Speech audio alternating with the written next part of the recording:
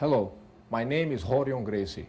With the increased popularity of our self-defense system, the time has come for us to introduce the first series on the basics of Gracie Jiu-Jitsu. I feel confident that the simple techniques that you will learn on these videos will increase your effectiveness on self-defense.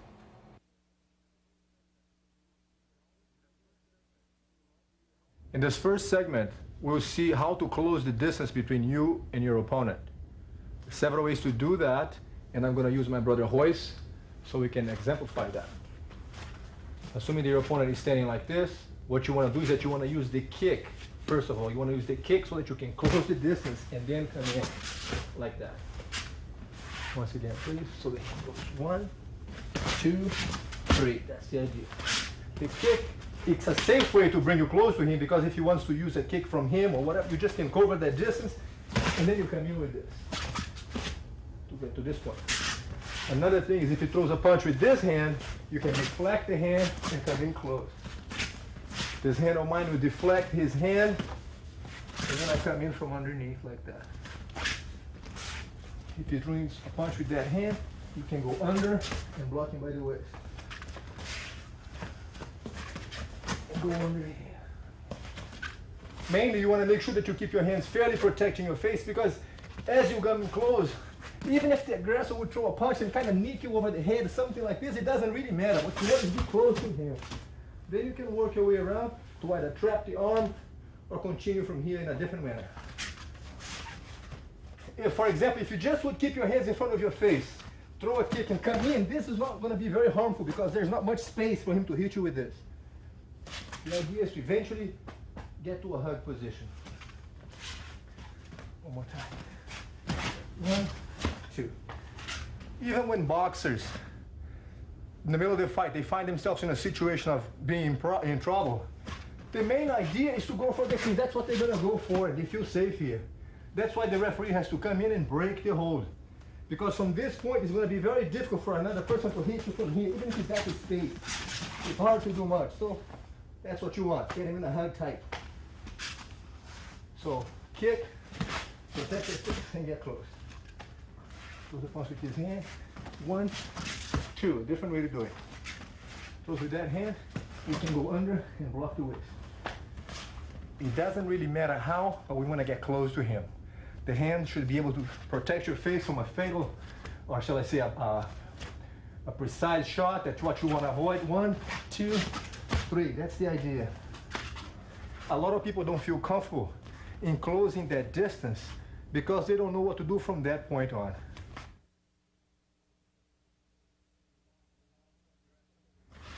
We will now address some ways to take the opponent down once you get to the clinch. 1, 2. Once you get to this position here, my hand will trap his arm. I'm holding by the elbow because he could be without a shirt, so it gives me a better grip if I grab by the bone here on the elbow. The second hand is on the waist. My feet are planted in base like this. His leg is right inside of my leg. He can't kick me on the groin because I'm too close to him. And from this position, my back leg is going to step through in front of him. My hip will step across, and as I put my head down, I'll flip the opponent this way. Once again, please. So when the person throws a punch and you got to this position here, remember this hand holds him from running away from you at this point. You want to stay close enough that he can't hit you with the groin, or with the knee on the groin. My head is tucked in so he doesn't hit me with the headbutt. From this position, the back leg is going to go around him. What makes the movement easy is that you make sure that this hand is not holding too tight, because if it's very tight, it's going to get in your way. You won't be able to go around him. So at this point, this hand loosens up the grip so that your hip can come in and goes, I'm very relaxed, in front of him here. It's not to muscle with the arm strength at this point, but instead your head goes down to your knee. My position is very relaxed. And from here he goes down this way.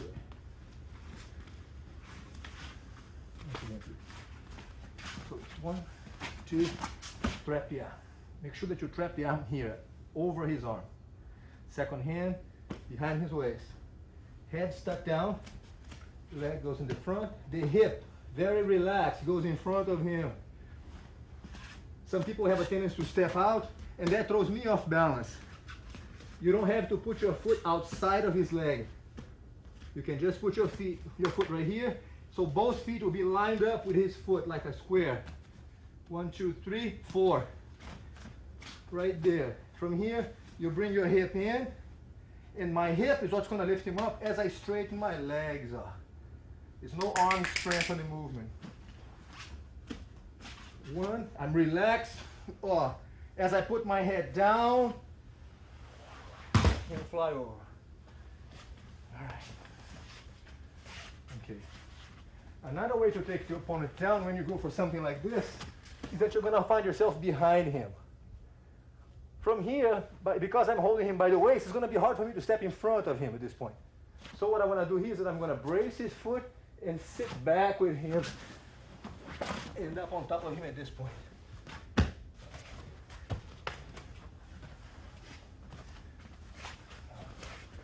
So it's 1, 2. Hold my wrist. So now I'm going to stay close to him here. From here, he's got his center of gravity very low. I'm going to block his leg, sit back, and go with the flow at this point. Let's make sure that we notice that when I sit back, you don't want to land on your elbow. You want to roll over.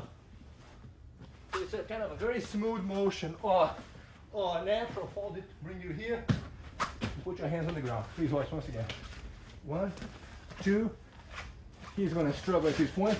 My leg goes behind him and I sit back so that I can end up here, my hands on the ground, and I'm on top of him now. Once again, please. 1, 2. 1.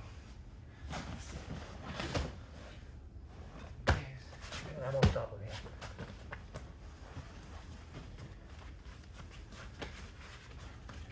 If I do this and I get close to the guy, he's struggling and ends up facing me like this, you could also, just by holding your wrist, bend him back and then go on top of the opponent like this.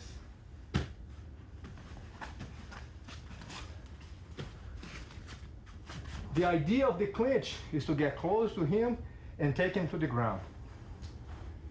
Once he gets to the ground, he's out of his environment. He's no longer having a chance to punch and kick at you. So that's where his danger is at this distance, for the punch, for the kick. The moment that you get close to him now, he doesn't have the weight, he doesn't have the distance to be hitting anymore. He's too close.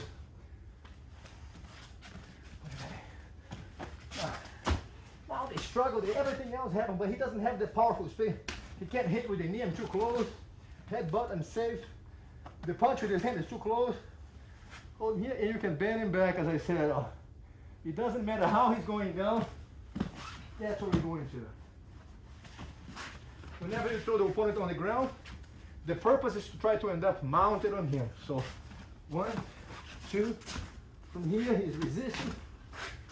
Down they go. In base, to establish a position on top. 1, 2, he's resisting. We could stay here, or we could go to the mounted position, which should be your objective in a fight. Assuming that your opponent is heavier and stronger than you are, you don't want to keep the distance of a punching and kicking with him, because if he's more powerful, he could punch and kick harder at you. That's why we feel it's so important that you're able to close that distance effectively, so that you don't give him a chance. He weighs 320 pounds, 6'8". If I'm trying to punch him, he might have a chance to one good punch and knock me out. So that's why I don't want to stay at this distance with him. The safer for me is to stay close to the guy any way I can. Now even if you hit off my back, it's a different thing. That's where we're going. We're going to take him to the ground and stay with him. So it's important that you feel that you must close that distance. As I said earlier, A lot of people don't feel like closing that distance because they don't know what to do once they get close to a much bigger and much more powerful opponent. But we're going to be seeing that soon enough. For now, I just want to emphasize that grabbing aspect of it, which is this closing of the distance. You are far away, so he can't touch you from this point. His hand can't reach me, and his foot can't touch me. Knowing that, he knows he has to get closer. That's when I come in with my move and grab him here. So the whole thing is I'm playing with the distance at this point. The hands can get me, but that's what you want. As I said, there are several different ways to close that distance, and this is just a basic ways to do that. And more importantly is that you have to feel comfortable enough with the idea of going in for the clinch and just feeling confident on the idea. Even if you just do something like this, like the boxers, they don't kick or punch back, they don't kick back. But if you're just like this and the guy throws a punch, now from here I can get close and then wrap the arm. Capitalize on the distance factor, that you stay close, he can't do much from here.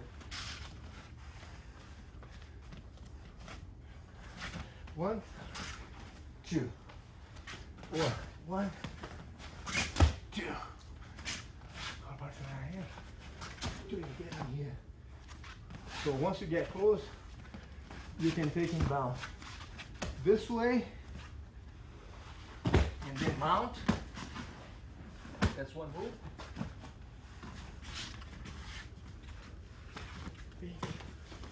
You can take him down this way and then end up mounted. That's how we do it.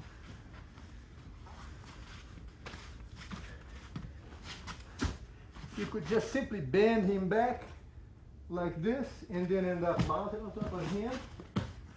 Establish your mounted position, which is this one here.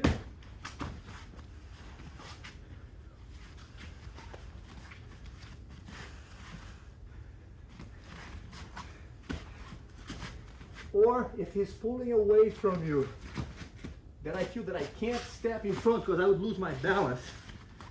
If your opponent at this point is dragging me that way, if I step here, he'll throw me off balance and I'll lose my movement. So, when I feel him pulling back, my back leg, down, and then I'll be mounted again.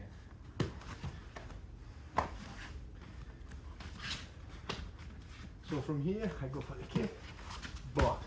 If he's resisting that way, the back leg will hook his leg, put him on the ground, and then go to the mounted position. Once again, please, guys. I want to tilt this way a little bit. Notice that the back leg here, when I hook his leg, I put my foot back on the ground because I don't want to hook his leg and land on my knee on the ground. So it's one. I'm 100% in base here. Then I place my knee over. We don't want to hook the leg and land on the knee, because if you're doing on cement, you could hurt yourself.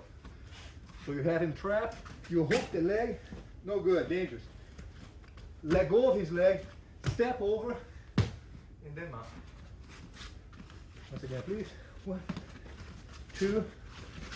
He's resisting, pulling back. I hook the leg, put my foot on the ground. I'm actually holding him if I want. I have that much base. And then go over for the mounted position. That's the objective in every situation of fight. You always want to end up in the mounted position.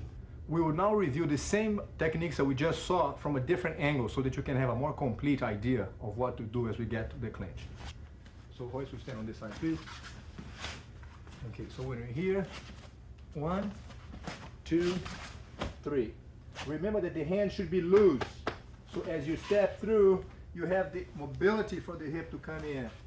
If you hold very tight with this hand, it's going to make it difficult for your leg to go between you and your opponent. Loosen up the grip, the hand comes in, and then the hand now will readjust them and close to you. So when you put your hand down, you have absolute control on the hand. And go to the mounted afterwards.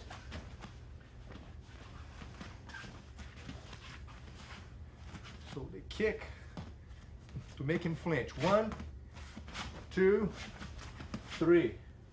Gotta hold it down. Step through. The hip comes in.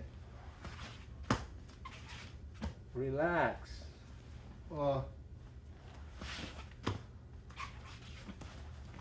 As my head goes down, flies over. Always go to the mounted position. Get used to this. You want to feel comfortable with the idea of being close to your opponent.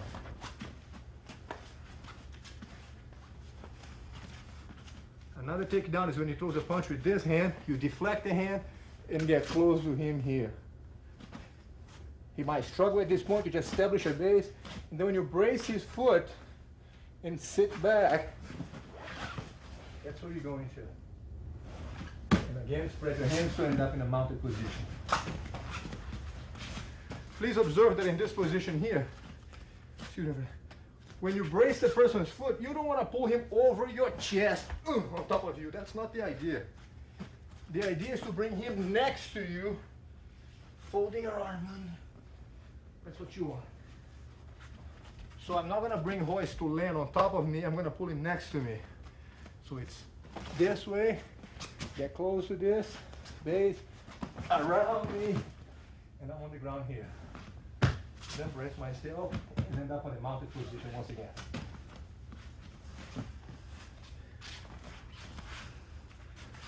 One, two. That's what I want. Just a little bit base. Next move. End up on the top position again.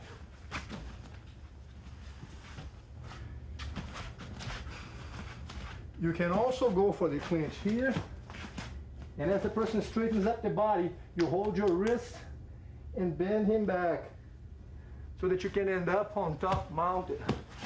Be sure to let go of your hand behind his back so that you can protect your face as you go to the ground. Because if you keep holding the grip, you might end up hitting your head on the ground. Again, ending always on the mounted position.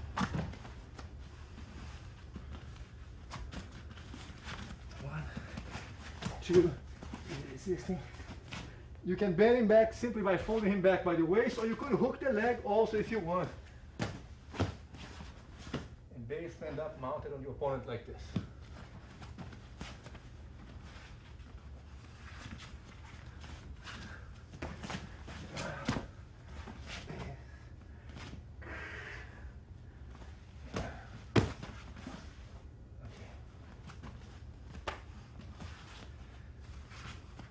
Now the kick. The idea is to aim at the opponent's leg, right by knee height. If he moves back, your kick is going to be used as a step so that you can use that to close the distance. If you stay here, you're going to hurt him on the knee. So I'm doing this, two, and then holding the waist. Either take him back this way. If he's moving back away from me, I might bring my hands underneath him and still bend him back with the leg. And again, end up on the top mounted position.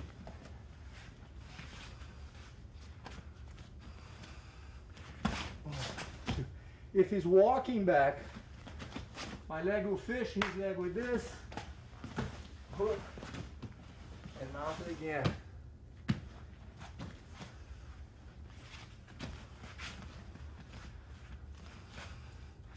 One, two, three. If I'm trying to go for this hip movement, and as I go for the hip, the man starts to walk away, I regain my position, establish my position, and try something else.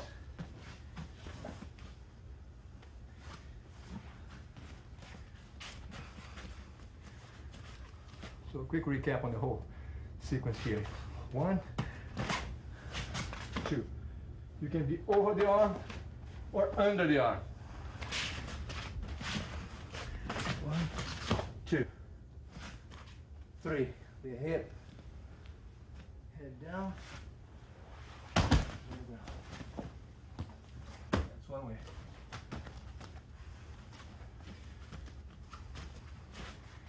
Throws a punch with his hand, deflect the hand, come in here. My leg goes behind.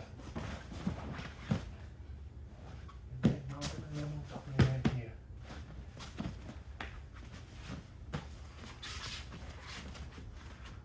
He throws a punch with that hand, You can go under, hold him by the waist. From here, you can do this. Back, and end up on top of him again. In mounted position.